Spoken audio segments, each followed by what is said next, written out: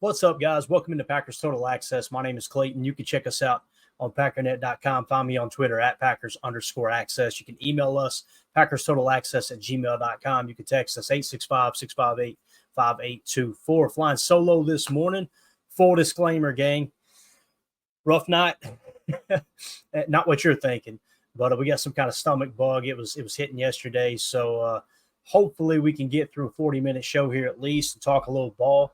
But if we have to end it abruptly, then I'm trying not to throw up on the keyboard. All right, so we got a little sodium in the system this morning, some electrolytes, and just trying to power through here. But obviously, this time of year, you get a lot of stuff going around. So just letting y'all know, we'll see if we can get through this entire thing. I know we got a bunch of people in the chat already. We're going to get to that. First things first. So the big story of the day, obviously, everybody already talking about it in the chat. We're going to dive into all of it. And I got a couple of these marked here. I want to do a full disclaimer here and kind of set some rules, some guidelines, if you will.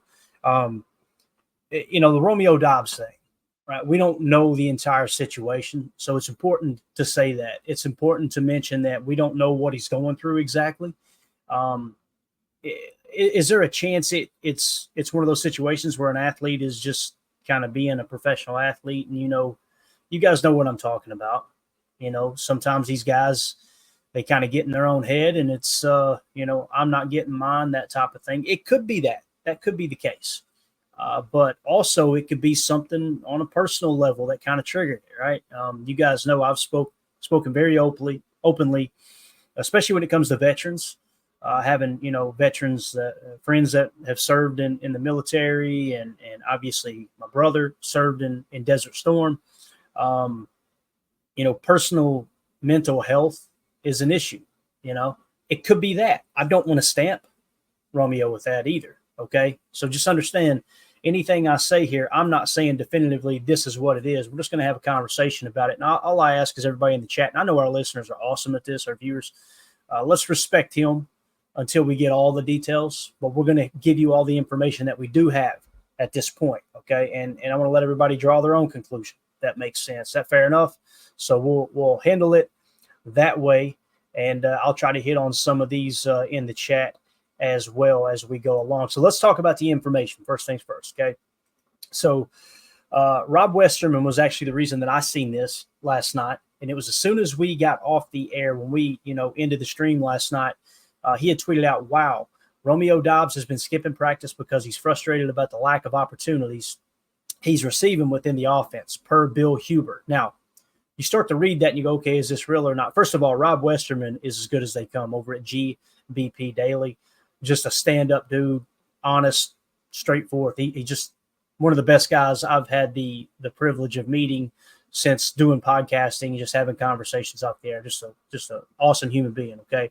So when he mentions Bill Huber, guys, that's a legit source, Now, I'm sure just like anybody who covers a team, there are some people that don't like Bill, just like there's some people that don't like me, right? That kind of comes with the territory when it comes to talking ball. Now, you guys know I'm always going to lead with, I'm a fan, all right? I'm not a professional journalist. I'm not a reporter. I'm not a beat reporter. I'm not anybody trying to crack into the national sports media. I'm simply a Packer fan talking Packers. That's all we do here, okay? So I always want to mention that. But Bill Huber is a guy who's been covering the team for a very long time. If we play this video, you guys have heard us play this several times here. Let's just go ahead and hit it. Rodgers, who the only place he's going to take you to is the toilet bowl. And then you got Brett Favre, who will take you to the Super Bowl. Yeah, I hear you. I'm just saying, we're not going to talk about it. You can actually see Bill Huber in the background there. That's how long he's been covering the Packers, right? So it's not like this is just someone on Twitter saying, hey, I heard this, right? So he obviously wrote an article. That's kind of the basis for what we're going to talk about, all right? And listen, some of the information he got might not be 100% accurate. Let's don't hold that against Bill. Bill's reporting what he has heard, right? That's why I say we all need to give each other a little bit of grace when it comes to this type of stuff. And especially the player, especially Doubs, because we don't know, again, exactly what all's going on. We need to, I think, in 2024, we need to be a group of people that give people the benefit of the doubt rather than just jumping down their throat and saying all. I mean, there's some ugly tweets on Twitter about this, and I just don't understand it. It's like we don't even know all the facts yet, so let's kind of cool it with that. So let's expand a little bit, okay? Father Son Packer podcast. If you guys don't follow them, go give them a follow at Father Son Packer. They do a podcast together. It's a lifelong Packer fan and his son. It's a really cool podcast. They quoted from the article, quote, Doubs practiced on Wednesday but didn't show up on Thursday. Worried about Doubs' well-being, team representatives found him at his home. And I heard found him at his home. I'm like, oh, no, what do you mean found him at his, like, was he unconscious? That's the first thing I thought, right? But it goes on and says, seems like Doubs, quote, no call, no showed the team. So, in other words, Rome just kind of, it said there's other reports and part of this this article from Bill Huber that, suggests that he is unhappy with his role on the team. Now, from a football standpoint, forget the human being for a second. Let's just look at it strictly from snaps and things like that. And you look at it like that, I mean, I think he's got the second most targets on the team. So not a whole lot to be upset about there. I will say this, if we were to read between the lines a little bit, you guys remember the Musgrave tip pass for an interception? One of the things that could have it definitely didn't help the situation was when we seen it live, I thought, Musgrave, I don't know, was it a bad throw from Love? Musgrave ran the wrong route, maybe, is kind of what it looked like he was running into Doubs' space. But then you heard Matt LaFleur after the postgame, in the postgame press conference, what did Coach LaFleur say? He said, no, Doubs is supposed to stay vertical and run kind of a post. It's a high-low read. Now, Dobby gets rerouted, and he kind of bends it out and comes back around. Matt said, hey, yeah, it was on Doubs running the wrong route. It's also on Love for bad distribution because he was trying to hit Doubs, who was now in the wrong spot. And, of course, Musgrave thinks, hey, that ball's coming to him, so he tries to leap up, grab it, tips. If you watch Dobby on that play, he's visibly upset. And I don't have that play triggered. I'm not going to go comb through and try to find it. That's not the point of this whole segment here. But if he's frustrated in that game because things like that happen, even though he might have been at fault and Love might have been at fault on the same play, that's the thing that some fans lose sight of is sometimes two things can be true, right? That's what I've been talking about with the pass rushes. It's not just the pass rush sucks. There's other things being coached. There's other game plans in place, whether it's a scrambling quarterback or a dynamic running back that's going to slow some of that stuff down. There's a lot of things that come into factor. If that makes sense. But the fact that he was visibly kind of ticked off on the field going back to the sideline, and then Matt LaFleur makes the comment after the game like, no, that's kind of on Dobby there too. Maybe that kind of, I don't know, had an effect on it as well, if that makes sense. So now here's where it gets interesting. And this is so 2024. We talked about this with Jair Alexander last year. And when this happened, everybody jumped down my throat because I reported Jair Alexander scrubbed his Instagram of all Packer stuff. Well, that's stupid. He does it every year. It doesn't mean anything. Well, a couple of weeks later, he was suspended from the team. Now, those people that said I was stupid for reporting that, obviously, you can't find them now. They have nothing else to say about the matter. But similar thing has happened with Dobby. You see it says no post yet. He scrubbed his Instagram of all Packers, every post in general, but you can imagine the majority of them are about the Green Bay Packers. So what does that mean? I don't know. I try to work off precedent, what has happened in the past, rather than what do I think is happening. And anytime a player has done this in the past, I haven't seen one situation where it didn't come back to, the players ticked off at the team. Not one. Jair was that one that people were standing on the table going, it doesn't mean anything, it doesn't mean anything. And then lo and behold, it did mean something, right? And obviously Jair ends up getting suspended. And that seemed to straighten that situation out. Now, I'm not suggesting they should suspend Romeo Doubs. First and foremost, make sure he's all right, because, again, you never know where people's mentals are. I mean, you don't know what's going on in their personal life. So you lead with that. And then if it does come down to, no, I'm ticked off, I need the ball more, it's about me, you guys should already know, watching this show, how I feel about that situation. Like, there's no one above the team, right? And, again, time will tell whether Doubs, that applies there or not. Now, I'm going to mention this next thing that's probably going to be a little bit controversial, okay? And I want everybody to understand this isn't my personal opinion. This is just simply something that was reported. And it's reported by a person that many people would say is kind of a controversial figure, because he is someone that's drummed up kind of negative with the Packers before. When I say drummed up, not just out of thin air. Listen, I was hard on Bob McGinn for a long time. A large majority of the stuff he reported ended up being 100% factual. So you got to take that into consideration when we talk Bob McGinn. So here it is. All right. So every year Bob McGinn does a piece on the NFL draft, and he talks to scouts and how they feel about certain prospects. It seems like every year he tries to put together a piece, and I don't follow him that closely, but he tries to put together a piece on, here are the players the Packers drafted. Here's what scouts said. I talked to them before the draft. Here's what they said about that specific player, type thing. Maybe he goes after the draft and talks to them. That would make a little more sense logistically. But here's what this little piece says here, okay? Quote, "I was just like, this is bad," Doubs says. Quote, "Once you have more than one person with the same mentality or the same exact mindset against one person, explaining doesn't help anything. You've got to live with it, and then whatever persona they put on you, let it be on you."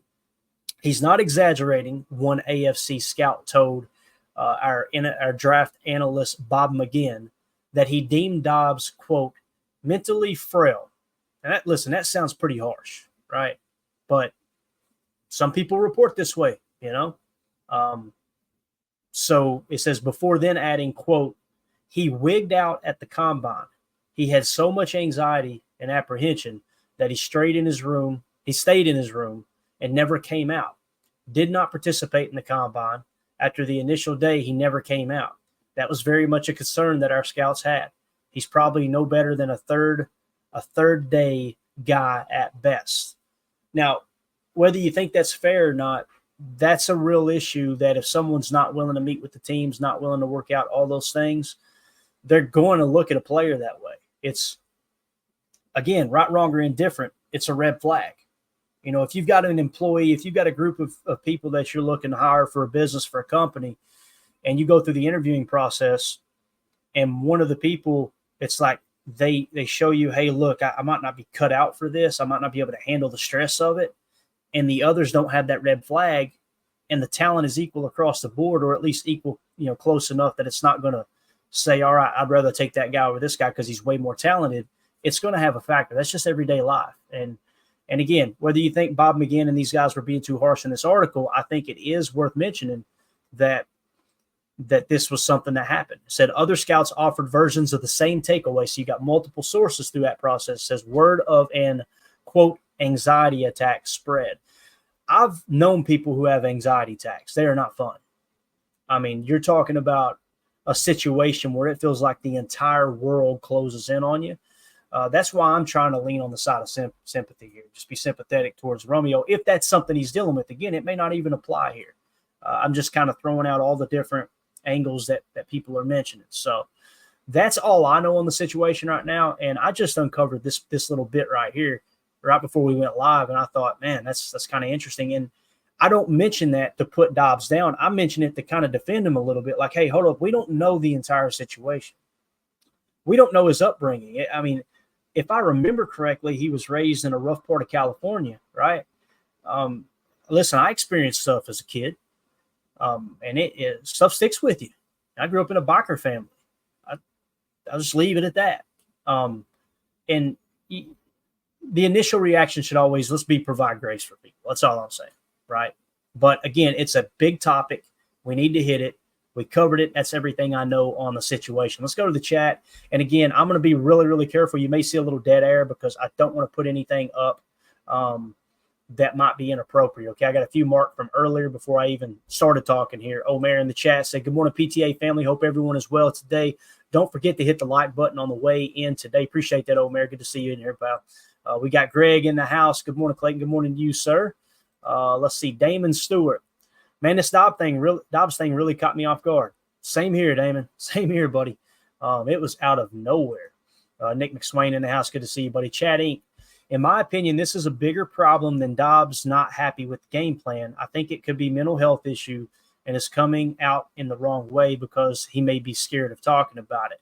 It's a great point, Chad. It's what we kind of hit on. Again, if anybody knows any, and I know Dobbs isn't a veteran, it's just the thing that I've been experienced to the most is having friends and family who have served in the military. You know, you feel like you're weak if you come forward and say something, right? And again, we don't know if that's the case with Dobbs. It could be he's just upset he's not getting targeted more. It could be that, right? Professor Cake says, really annoys me. I see fans out there blaming Matt LaFleur, saying, quote, I don't blame Romeo for being a diva because Matt LaFleur acts like one. Like what? I'm absolutely flabbergasted. Here's what I would suggest you do with those people on Twitter. Unfollow them, mute them, block them, whatever, and just move on. Most of the time you can search their Twitter page and just type in Matt LaFleur, and you will see the very first negative comment they posted about him. And 9 times out of 10, same thing with Aaron Rodgers. Everybody loved Aaron until the year of COVID, right? And everything that happened there. You can go back through people's timeline and find nothing negative on Aaron until that happened. Now all of a sudden he's bad at football. He sucks. He's a horrible human being, all those things. But I'm telling you, man, the more time I spend on Twitter, it makes it a more enjoyable experience if you just mute and block people and move on. There's no sense in arguing.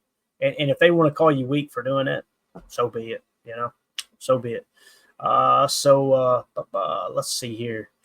Let's go. I'm going to kind of fire some of these from the hip. Hopefully we don't get too nothing inappropriate here. All right. Ron Sanville, what is difficult is there isn't a shortage of Dobbs level receivers. If it's mental problems, it's one thing, but this could be a big negative mark on his career. It's true, Ron. It's not like Rome has like separated himself from other receivers. I think he's been a good receiver. You guys know I was very vocal last year. I felt like going into last year, we had a team full of number 2 receivers. And what I mean is them grading out, them performing at a level that they could be the number 2 receiver on a team. And when I say number 2, I don't mean, all right, they're just going to get the second amount of touches. Touches come from specific schematics, game planning, things like that. That's what many people overlook. I'm talking about number 1 receiver that's going to get paid top 10 money at that position. That's really what determines whether someone's a number 1 receiver or not, in my opinion. If they're a true number 1 receiver, they're going to get paid. If Romeo hit the market, I don't think he would get paid like a number 1 receiver. I think he would probably get paid like a second or maybe third receiver. And I think he's one of the best number 2 receivers in the league because he can play in that phone booth. He can make contested catches. We've seen him, those back shoulder fades. Guys, that's an important weapon to have when you're in the red zone, especially with the team whose red zone numbers struggle offensively. So, but yeah, I'm kind of with you there. I think it could be a big negative mark on his career. Hopefully, if it is mental health, it doesn't, because that kind of sucks, obviously. But let's see. Nick McSwain trying to focus on the positive. You're crazy, dude. Philip Rue can't judge. He still has most targets and 2 less receptions. Maybe Love. St. Reed was open and he was second. Maybe talking about his first read, I imagine there. I don't know. I think it's a little deeper than that, me personally. But, yeah, we'll kind of see how it shakes out. Prince says Heath was getting all the targets in the last couple preseason games, and he and DeBosa's interaction wasn't as being reported. Okay. All right. So you guys get the gist of it, right? That's kind of what we wanted to hit on here. Let's go to Duke on Twitter. Good to see you in here, Duke. He says, sounds like the issue is leaning towards his mental health. He's always seemed like a team guy, but I could see where his role, which is leaning towards more snaps blocking than catching, could be his gripe.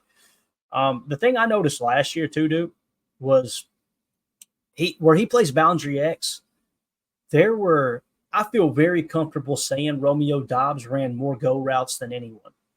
Now let's kind of put ourselves in Romeo Doubs' shoes for a minute. And I've thought about this because, listen, I'm not in the best of shape, as you can tell. But if your primary job is every single play you're going to run a go route and you're not getting the ball a significant amount of times, that's exhausting.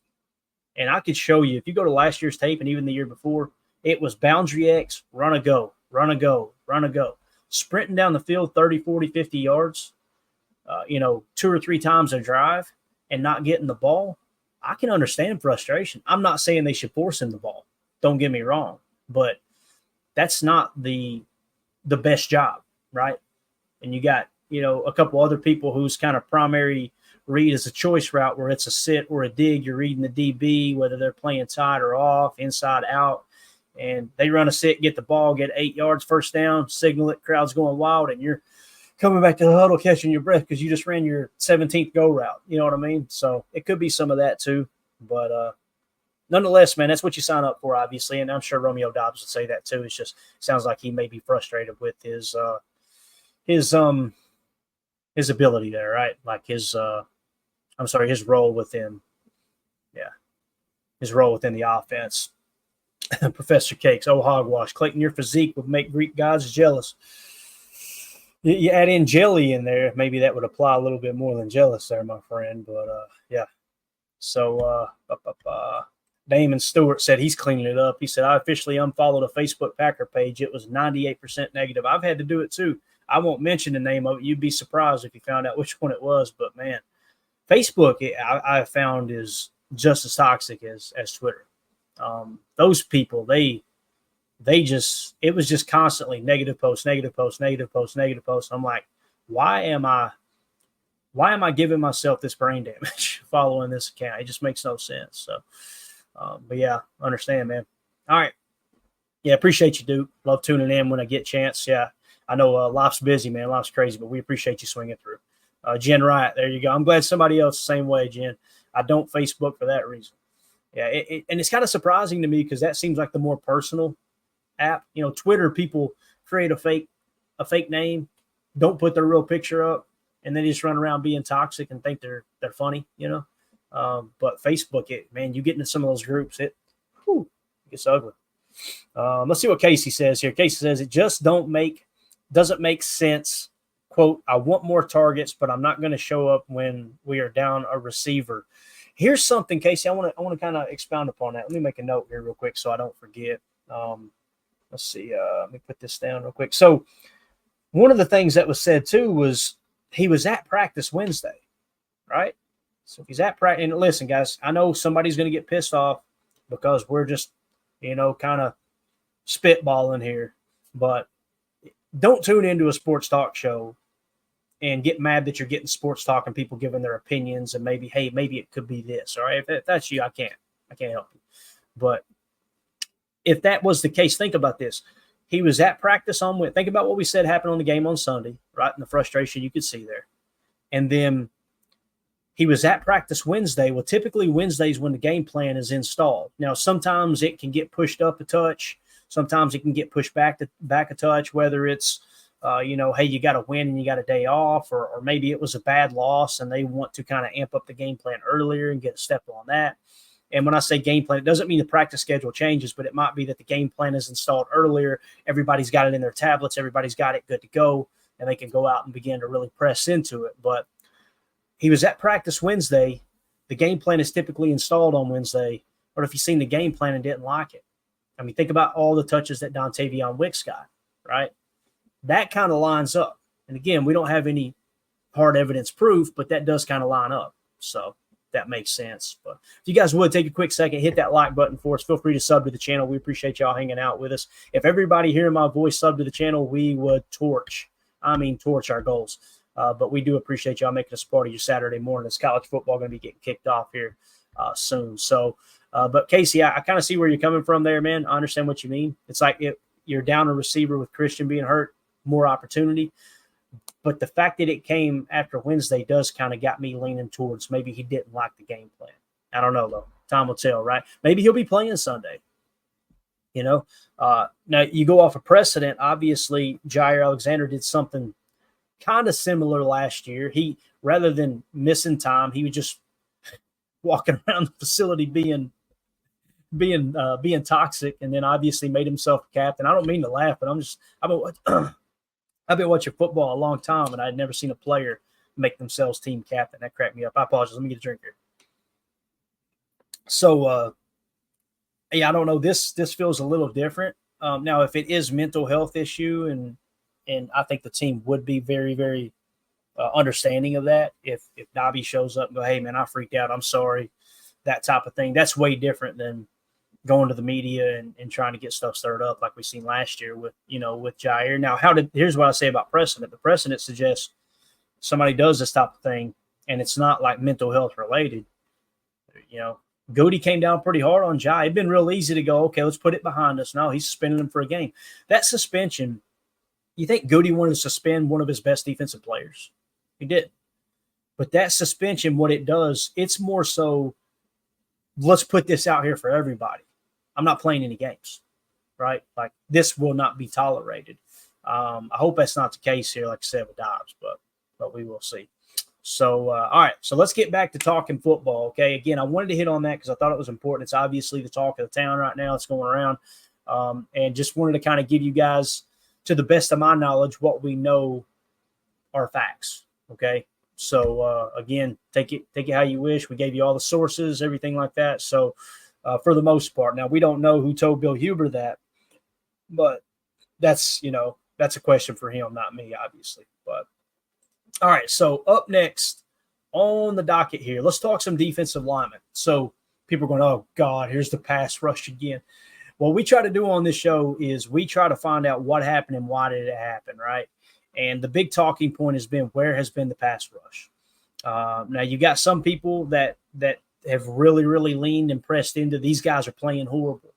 You've got other people that are more along the lines of it's within the game plan is why it's not a big deal at all. Everything's just fine. This is a part of the game. And then you got people like me that are kind of in the middle.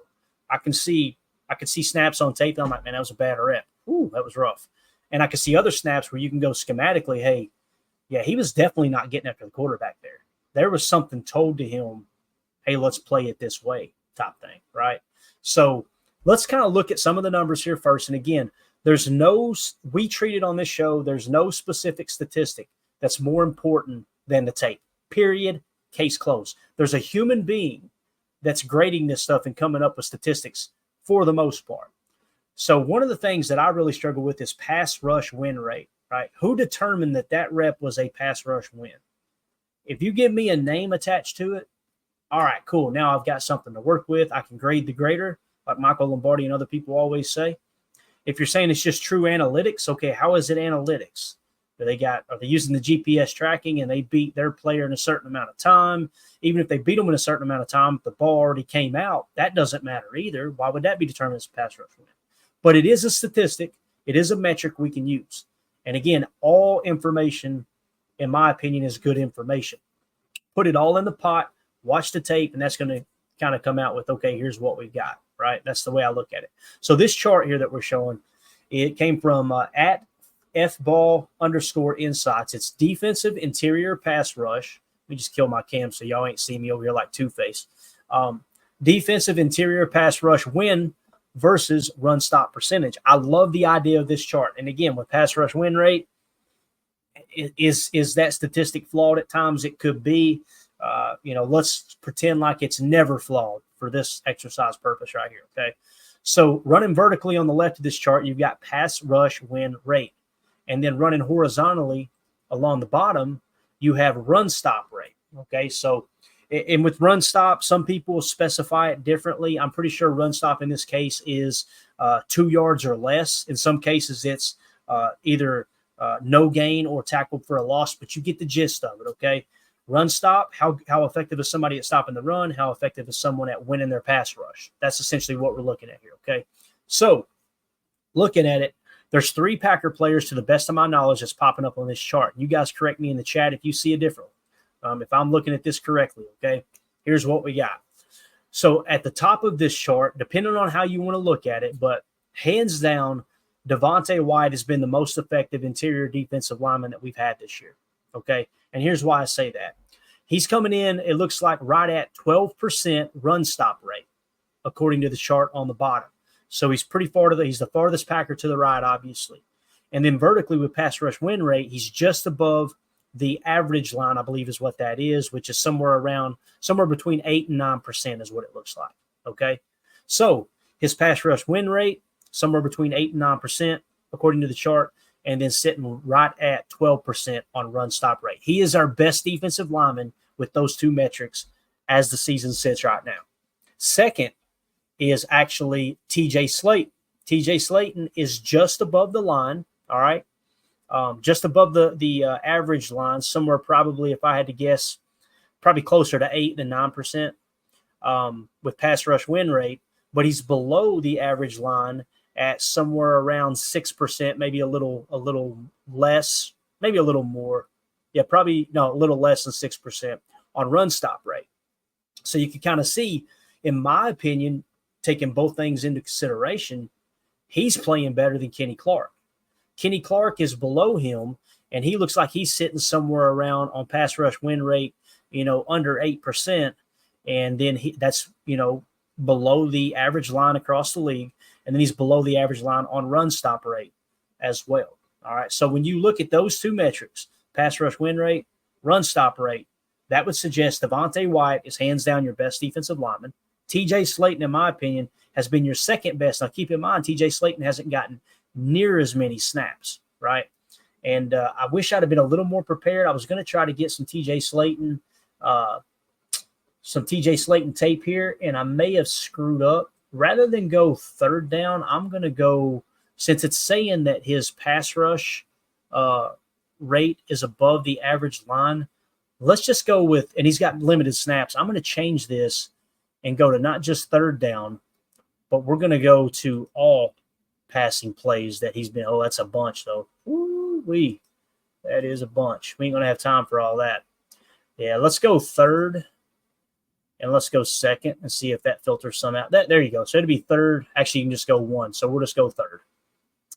Third down. Give me just a second. I want to make sure I get this lined up correctly. And I think we got him in there. Let's see. TJ Slaton to Daryl Slaton. Yep. Okay, cool. Yeah, so we got a few more. All right. Good deal. And I think that is passing play, if I remember correctly. Yeah, okay, cool. So we'll get to that in a second. I just wanted to, seeing that TJ's a little higher on this list than I expected him, wanted to be able to key in on that too. So let's dive into it. You want to? Let's kind of see what we got here.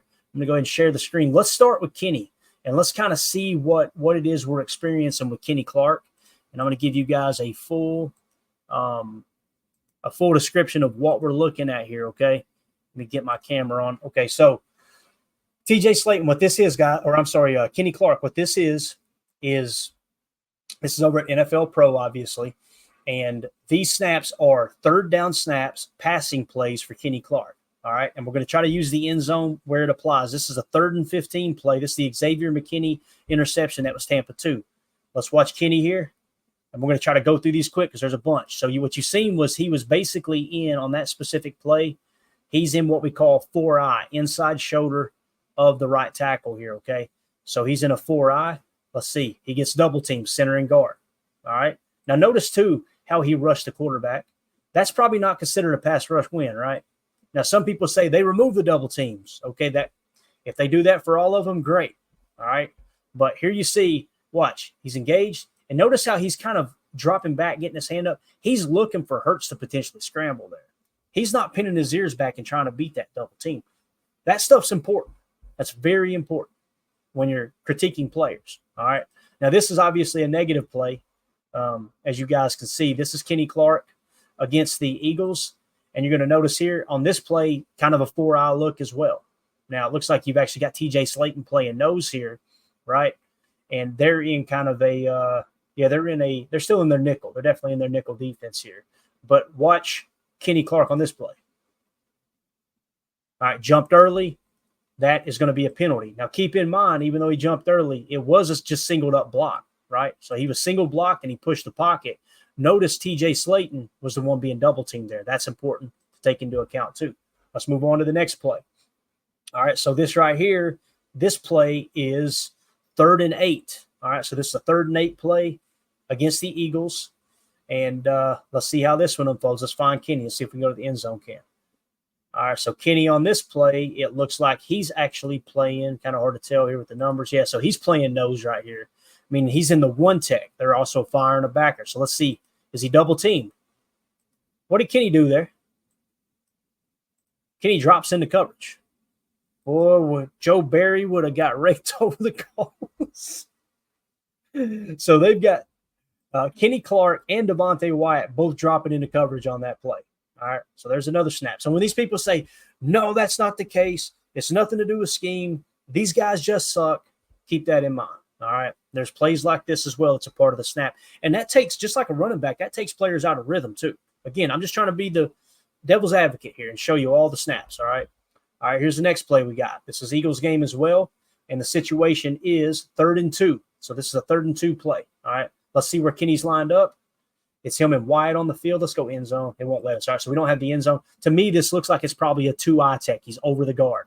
Let's see if he gets doubled or not. He gets doubled. All right, play action. He gets doubled, pressed over. You can tell he's kind of playing run there, right? They ran a play action on 3rd and 2. Not really pinning his ears back and going, right? It almost looks like he's playing like with a 2-gap technique here, right? He controlled the A gap. Now he's controlling the B gap in case it was a run. And people go, well, the running back didn't have the ball. Kind of hard to tell when you got 600 pounds of offensive linemen blocking you, right? You can't see the ball carrier all the time. So you got to kind of play and fill the play. So there's that. Let's go on to the Colts game here. And you guys know Anthony Richardson is a very mobile quarterback. I imagine you're going to see him play a little more conservative in this game as well. Let's see what the situation is. 3rd and 7. This is an obvious passing down, right? Here's Kenny. He's playing I would definitely call this a 3-tech. All right, so he's in between the guard and the tackle. Ball snapped. Look at this. What do you got here, guys? You got a TT stunt. So you see Wyatt is going to cross Kenny's face. He engages with the guard, and then he drifts over. And look at Kenny. Notice how he's not going after the quarterback. That's not a pass rush move. If he was going after the quarterback on this play, he's ripping. Punch right there. You're ripping and you're hitting this gap. So why did Kenny pull up right there? He's watching the quarterback. He's watching Anthony Richardson and making sure he can't escape the pocket, not to run, but to create secondary windows to throw the football. That's what I'm seeing right there. I could be wrong. All right, let's go on to the next play. It's still the Colts. And this play here is a 3rd and 8 play. All right, 3rd and 8 for the Colts. And they're at the Packers like 19-yard line. Where's Kenny at? Here's a box cam. Got another 3-tech. Could be considered 4-eye inside shoulder of the tackle over the right tackle, but they're playing kind of that split front where both of them are attacking. Both Devontae Wyatt and Kenny Clark are attacking the B gap of the offensive line. Let's see what happens. Kenny, double team. Now look what Kenny did there. Did Kenny go after the quarterback? He engages, they double team him, and what's he do? He bounces back. And look, he's looking to take this outside rush lane. Now, luckily, Anthony Richardson rose to the left, and we said that should be the game plan is to force him left. You can see it worked right there on 3rd down. So another play where Kenny's not just splitting the gap, not just necessarily, I mean, it's technically a 1 gap because it is a TT stunt and he's going to the outside, but it's not just you need to get off the ball and get after the quarterback. You can tell they're setting up the game plans in a much different way to make sure these quarterbacks don't create secondary throwing windows, things like that, right? So just something you got to take into consideration. I know the people that are in love with the analytics, well, his pass rush win rate, his pressure percentage, his snaps. We remove the muddy water of double teams. You can't remove everything with those analytics. You can't. You know, it's like some people are saying Preston Smith's getting double teamed more than Rashawn Gary. That's the biggest crock of crap. We do a lot of ET and TE stunts. Well, guess what happens on those stunts? It's manufactured as the end smashes in, which is what Preston has been doing. Not every snap, but a significant amount. Guess what he's doing? His job within the scheme is attack the inside shoulder of the tackle and take him into the guard. You're generating a double team to free up a single for the defensive tackle to loop, right? So those things, that's important. Well, man, they have more respect for Preston Smith than they do Rashawn Gary. No, bub. Jeff Hafley called an ET stunt there. That's what that is. That's why the double team happened. That's why it's important not to just – the stats are important, don't get me wrong. But you got to take into consideration, watch the tape. That all the answers to everything is on the tape. And I love how those people who are just obsessed with stats, their immediate argument is always, I know the tape guys said this and the tape guys said that. And it's like, am I the only one that thinks that sounds absolutely silly? That you're using the fact that someone is actually watching what's going on from multiple angles and multiple repetitions.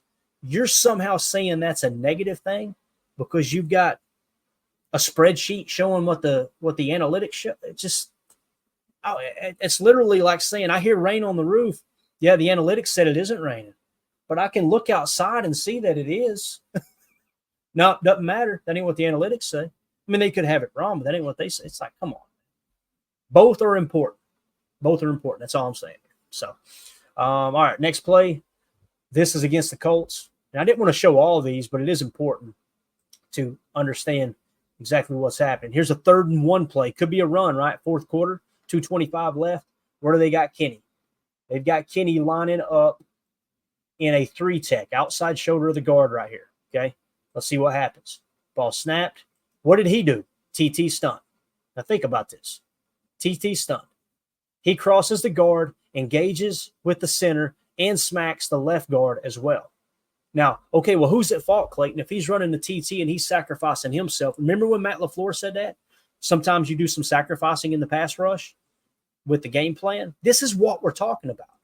People think it just means don't get after the quarterback. Let's make sure he doesn't scramble. There's like 3 or 4 different reasons why, maybe even more than that Matt LaFleur would make a comment like that and Jeff Hafley would make a comment like that. It could be the running game, which we seen against Minnesota. You could tell that they were doing run stunts up front, in my opinion. So again, the other thing to take into consideration, look how quick the ball gets out, guys. Right? Like in this case, it didn't, and he decides to roll left. But imagine if he throws that ball. There would be people upset right now. If he throws it on that first hitch, there'd be people upset right now going, oh my God, we can't hit home. Like, you expect them to get there in like less than 2 seconds? And that's the other thing. We can go to Next Gen Stats and look at the fastest sacks. Matter of fact, I'm going to do it real quick. I'm not going to pull it up on screen, but I want to know to kind of give you an idea, because I've heard some people say 2.5 seconds. That's what this metric's set at, 2.5 seconds. All right. When it's set at 2.5 seconds, how often does someone get a sack in 2.5 seconds? Oh, looky here. We have the numbers. This year, the fastest sack, okay, from the time the ball was snapped to the time the defender sacked the quarterback, 2.43 seconds. The 3rd fastest sack in the entire National Football League this year is 2.51 seconds. And you're setting your metric to everything that's over 2.5 seconds, they should hit home. That's crazy. It should be closer to probably, 3 seconds, 2.8, something like that. And even that to me is a stretch. Kingsley Enagbare is 8th on this list. He's got the 8th fastest recorded sack from the time the ball was snapped to the time he hit the quarterback, right? The 8th fastest in the NFL, it was 2.8 seconds. And some people were setting their metrics on 2.5 seconds. You understand what I'm saying? So that's why it's important to take that stuff into consideration too. But again, right here, what you have is a TT stunt. He does his job, and now he's kind of being double teamed and holding up for that middle gap to make sure that he couldn't scramble in the middle. Now, the big negative right here is Mr. Double Team. Okay. The people that are saying, oh, Preston Smith's getting double teamed. He's in a single block. Let's look at how he rushes. Let's just take a quick gander at Preston Smith. I know we're keying on Kenny, but watch Preston. Outside shoulder. What did he do? He didn't just go after the QB, did he? He showed a fake rip and then immediately shifted back inside, and he's not pressing upfield because he knows that they've got 7 in coverage and they want him to throw the football. They don't want to let him scramble. And then when he ends up scrambling left, he still beats him on the outside, right? So that's another perfect example of him getting out of the pocket. They tried to prevent it and just couldn't succeed. Nobody's saying this defensive front is playing good. We're not saying that. We're simply showing why the pressures may be down. Okay. You guys get kind of an idea there of what's going on. Now, this was a huge play in the Vikings game. Let's just show it. And you guys know the result. We talked about it a lot. It was the very first play on Chalk Talk because I feel like it was one of the more important plays of the game. 3rd and 14, they convert for 31 yards to Naylor. Okay. So when we look at this, let's see where Kenny's at first of all. Kenny is playing over right tackle. He's going to be playing outside shoulder of the tackle. Okay. Now let's watch the pass rush here. They got the overload we talk about. And then on the other side, you got Preston Smith by himself. Watch Kenny. First of all, watch Gary. Gary gets chipped. The tackle completely ignores Kenny, right? And then goes, Gary beats the tight end. Then he beats the tackle and gets a hand in the face of the quarterback. But still, the ball comes out. And the real problem here is the separation of Eric Stokes getting absolutely cooked by Naylor, of all people, right? And again, that was cover 1 man. We won't rehash that. Let's take it back now and watch Kenny. What was Kenny's assignment here? Okay, on this specific play. And again, this is a 3rd and 14 play. if his assignment was just go get after the quarterback, which is what a lot of casual fans are suggesting that's what's happening, watch what Kenny does. He would just take the tackle fans out. He would take the outside shoulder of 62. I think we would all agree that would get the job done here. But what's Kenny doing? He's running a TT stunt, right? He's trying to loop around the other defensive tackle, gets caught up in the muddy water. Now, why did he do that? Why did he run that? That was a play call, obviously, right? But you'll notice here he kind of pulls up too, like, all right, what's the quarterback doing? He's not really getting after the QB. He sacrificed himself. What did Matt LaFleur say? I think there's a lot of sacrificing going on when it comes to the pass rush. People don't want to hear that. They immediately shift to Matt LaFleur's making excuses for the players. It's on the tape. It's on the tape. You can see it, right? That's going to do it for hour one. For those of you listening on the pod, we will see you on the other side for hour two. We appreciate y'all.